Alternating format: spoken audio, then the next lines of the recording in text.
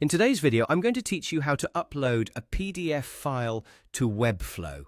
Now, I want to mention right from the start that this feature is available only if you have a paid plan for your Webflow site. So if you're already on a paid plan, you're ready to dive in.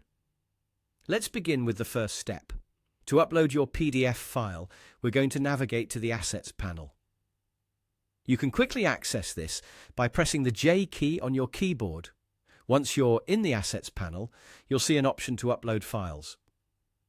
Go ahead and click that Upload button.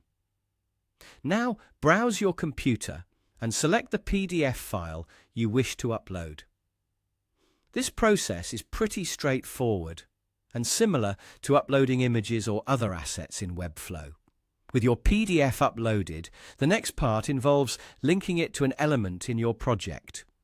A button is a great choice for this purpose, as it's intuitive for web visitors to click on. If you haven't already, create a button on your page where you want the PDF link to be available. If you've already crafted your button, that's perfect. Let's use it. To link the PDF to your button, you'll need to adjust the button's link settings. Start by either double-clicking on the button itself or clicking the gear icon that appears when you select the button. This will open up the link settings configuration area. Now, in this link settings panel, if you're on a paid plan, you should see an option that says Link to File. This is the crucial step where we'll connect the PDF to your button.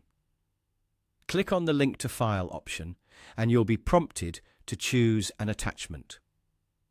In this list of attachments, you should see the PDF file you just uploaded a moment ago. Select that PDF file, and just like that, you've successfully linked your PDF to a button on your Webflow site. Visitors can now click on your button and download or view the PDF file.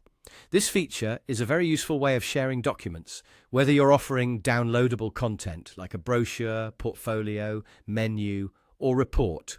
It's always good practice to ensure your file names are descriptive and your button label clearly indicates what the viewer can expect, such as download brochure or view portfolio. And with that, you've completed the process of uploading and linking a PDF to your Webflow site. I hope this guide has been helpful and easy to follow. Thanks for watching, and we'll see you in the next video.